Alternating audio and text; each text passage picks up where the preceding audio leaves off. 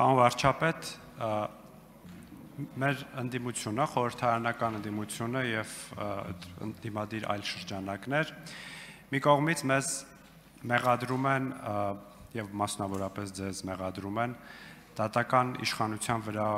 ունեցած ազդեցության համար, դատարանները գրպանում պահելու համար, քաղաքական եւ տարբեր այլ գործիչների նկատմամբ հետապնդումներ սկսելու, կալանքներ տալու, քաղբանտարկյալների թիվը շատացնելու մեջ են մեղադրում, բայց մյուս կողմից նաև պնդում են, որ այդ դատական գործերը գնում եւ դատարաններում փշրվում են։ Օրինակ, երեք Արծվիկ Մինասյանը ստեղ ասում էր, որ բոլոր դատական գործերը գնում եւ փշրվում են։ Այս երկու պնդումները տրամաբանական մտահանգման տեսանկյունից խնդրահարույց են, տրամաբանական չեն,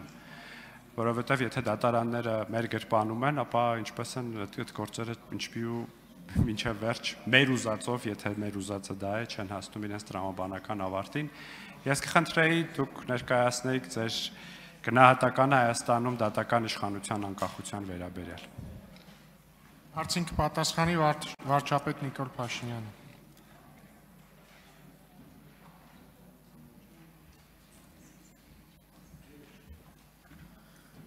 Շնորհակալ եմ պարոն Խանդանյան հարցի համար, ես էլ կարծում եմ, որ ցավոք սրտի Հայաստանում դատական իշխանության վրա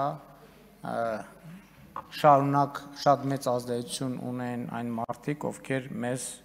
մեղադրում են ձեր ասած բաների մեջ։ Իհարկե այստեղ արձագանքը պիտի լինի այն, թե ինչով եք զբաղված 7 տարի եւ այլն եւ այդպես շարունակ, բայց դատական համակարգի խնդիրները իրականում շատ ավելի խորն են, քան մենք պատկերացնում ենք, եւ ես դրա մասին մի քանի անգամ առիթ ունեցել եմ ասելու։ Հիմա եկեք եւ գնանք եւ տեսնենք ժողովուրդը ինչ է ասում դատական համակարգի եւ դատական process-ների մասին։ Ժողովուրդը շարունակաբար խոսում է, որ դատական համակարգը ընդհանրապես այս թեման էլ կա, որին ես կարծում եմ, որ նոր սահմանադրությամբ մենք պետք է անդրադառնանք խնդրին, որովհետև տեսեք ասում ենք, որ դատական համակարգի անկախություն, մենք պետք է արձանագրենք, իսկ ինչ նկատի ունենք դա, ումից անկախ, որովհետև Հայաստանի Հանրապետությունում բոլոր իշխանությունների համար մի աղբյուր կա, այդ ժողովուրդն է։ Ես այսօր տեսնում եմ համակարգային խնդրեմ, որ մեր դատական իշխանությունը օրգանական կապ չունի ժողովրդի հետ։ Այսինքն ինքը մի կղզիացած վիճակ է, որը եւ այդ օրգանական կապի բացակայությունը լրջագույն խնդիրներ է ստեղծում։ Ինչպես այդ օրգանական կապի խնդիրը լուծել, դրա որոշ հատվածի ես անդրադարձել եմ, մասնավորապես խոսքը երթվյալ ատենակալների համակարգը ներդնելու մասին է, եւ ելի ուրիշ գաղափարներ կան, որ ես կարծում եմ նոր սահմանադրության համատեքստում մենք պետք է քննարկենք եւ լուծումներ գտնենք։ Իհարկե այն էլ կա, որ դատական այն համակարգը, որ մենք երազում ենք, եւ ընդհանրապես պետական համակարգը, որ մենք երազում ենք, մենք մի բանի չենք առերեսվում։ Դա ենթադրում են հանրային լուրջ ներդրումներ այդ համակարգում, որովհետև չի կարող լինել մեր հանրային ընկալումներին համապատասխան դատական համակարգ, եթե դատական համակարգը համապատասխան չափով չի ֆինանսավորվում։ Այդ ֆինանսավորումը շատ հարցեր է լուծում, ներառյալ նրանից, թե ում համար է դատական համակարգում աշխատանքը գրավիչ եւ ում համար գրավիչ չէ եւ այլն եւ այդպես շարունակ։ Այսինքն մեր դատական համակարգում, ընդհանրապես մեր պետական համակարգում, մեր երկրում խնդիրներ կան եւ շատ կան։ Ես երեք առիթ կամ նախորդ օր առիթ ունեցա ասելու, որ տենց ընկալում կա, որ իշխանությունը մի երևույթ է, որը պիտի բացատրի, որ ամեն ինչ փայլուն է,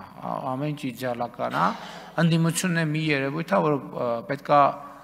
հիմնավորի հակառակը։ Ես այդ ընկալմանը համաձայն չեմ, որովհետև ոչ մեկ մեր չափ երկրի խնդիրներին չի տիրապետում պարզապես, չի տիրապետում։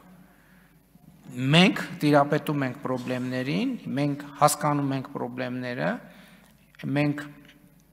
գիտենք նաև լուծումները, Այլ բան, որ այդ լուծումները երբեմն չեն կարող իբնե դինել արագ։ Մասնավորապես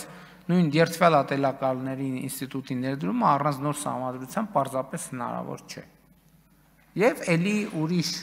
ընթացակարգեր եւ կանոնակարգեր։ Իմ կարծիքն է նա, որ Բարձրագույն դատական խորհրդի այսօրվա կառուցվածքը ինքը խնդրահարույց է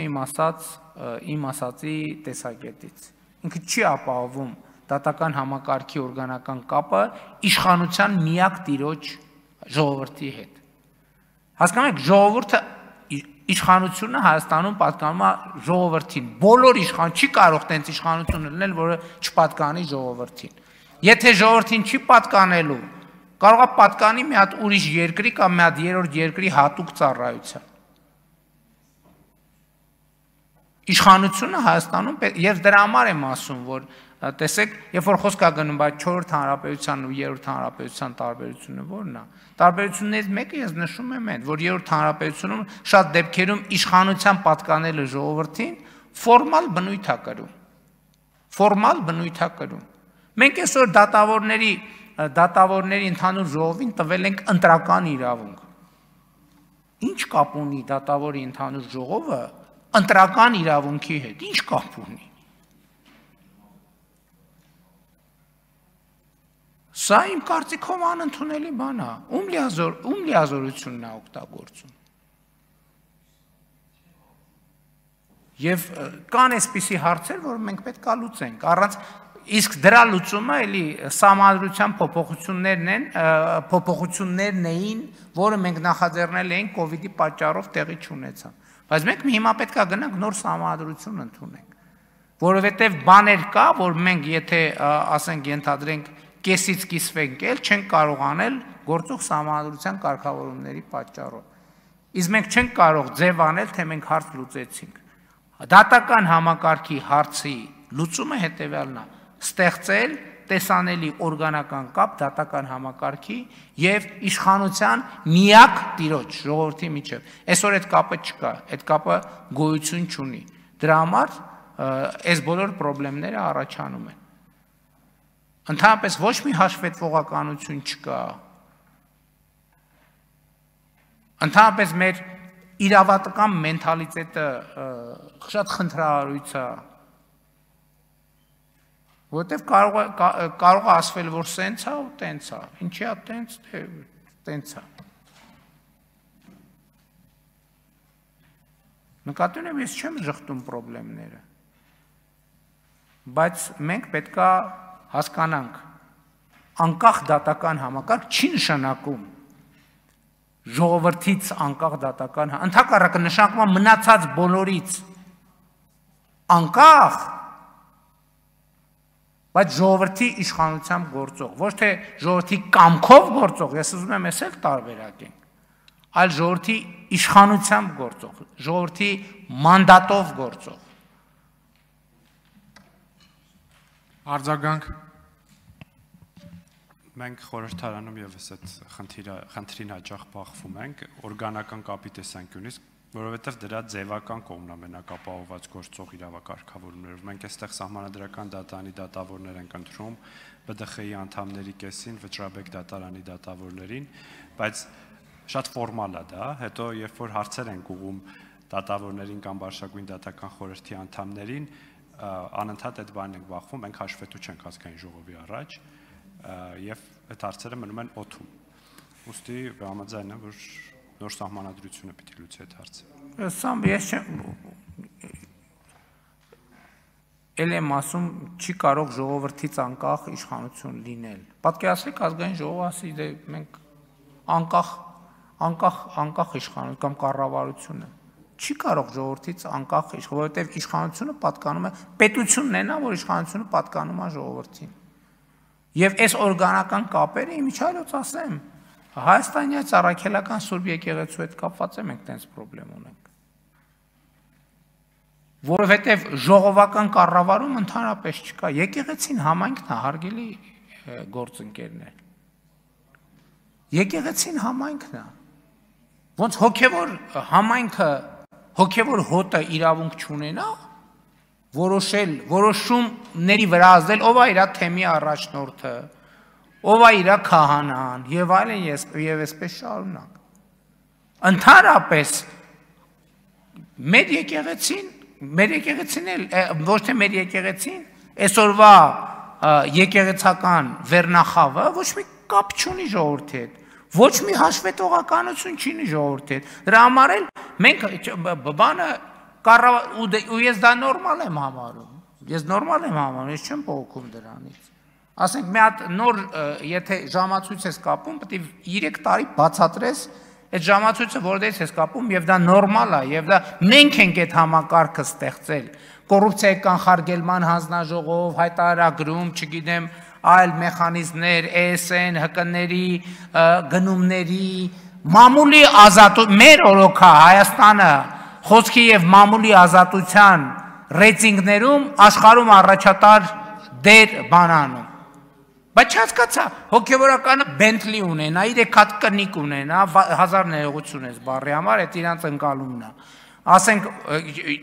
4 հատ սիրուհի ունենա, ամեն բանում երկրում մի հատ երեխա ունենա, չգիտեմ, ոսկեղեններ ունենա, ինչ ասես ունենա, ոչ մեկին հաշվետվություն չտա, խելագար եք դուք։ Ասենք դուք ում եք ներկայացնում, դուք Հիսուս Քրիստոսին, հələ մի հատ մեզ են ասում, ներ։ Դուք ձեզ հայլու մեջ տեսել եք ընդհանրապես։ Եվ այս խնդիրները պետք է լուծվեն, Հայաստանը չի կարա զարգանա առանց այս խնդիրների լուծման։ Մամուլում հայտնվում է, որ կաթողիկոսի աղբերը KGB-ի գործակալը, ոչ մի բան, ով է հարց տալիս։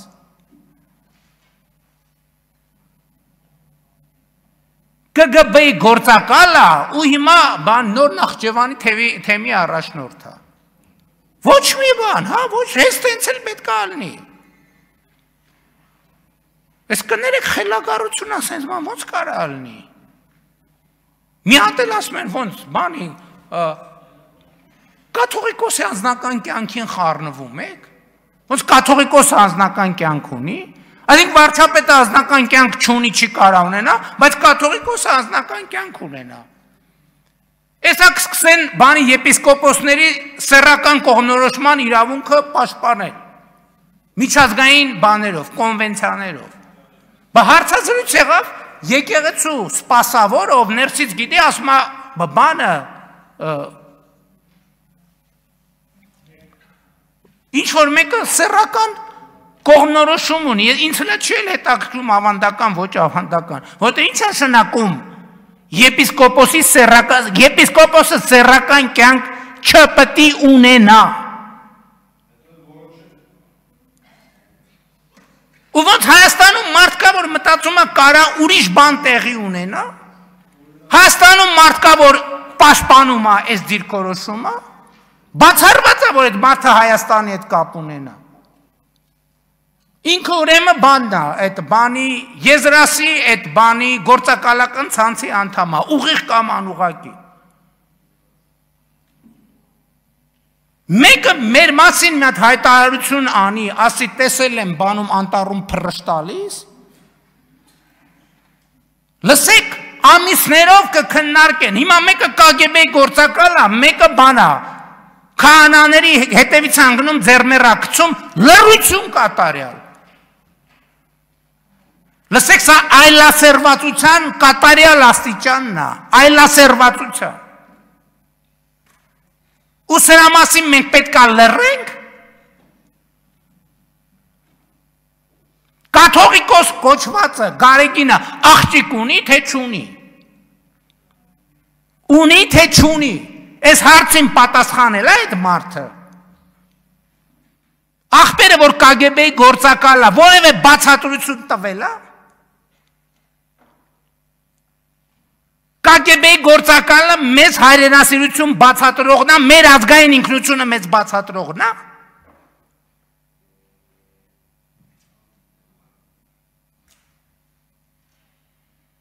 Ու մարդիկ ստենց սովորական բան են անում, հա, տենց ապրում են իրանց համար, հա։ Մայրաթոր Սուրբ Էջմիածնում մեկը բոսյակա, մեկը բան, մոլագար սեռական, ու մենք մեր կյանքով ապրում ենք, ինչ ա եղել, իրանց անձնական կյանքն ա։ Ու մենք եկեղեցու դեմ պայքար ենք տանում, մենք կոնֆլիկտ ունենք եկեղեցու դեմ, եկեղեցին բոսակն ա եկեղեցին, բոսակը եկեղեցին ա, սեռական մոլագարը եկեղեցին ա, գանձագողը եկեղեցին ա, կագեբեի գործակալը եկեղեցին ա, լսեք, ես կյանքս կդնեմ դրանցից իմ սրբությունը, մեր սրբությունը ազատելու։ Եթե նույնիսկ մենակ մնամ, ես պրոբլեմ չունեմ։ Պետք է ամեն մեկը որոշում կայացնի, լավ, ես ինչ ձև ա, ես ինչ ձև ա ընդհանրապես։ Ում բարոյական քարոզներ են կարդում, բաներ են անում, ինչ իրավունք ունեն դրանք ընդհանրապես այդ սրբությունների հետ հաղորդակցվելու, ինչ իրավունք ունեն այդ մարդիկ, ովքեր են այդ մարդիկ։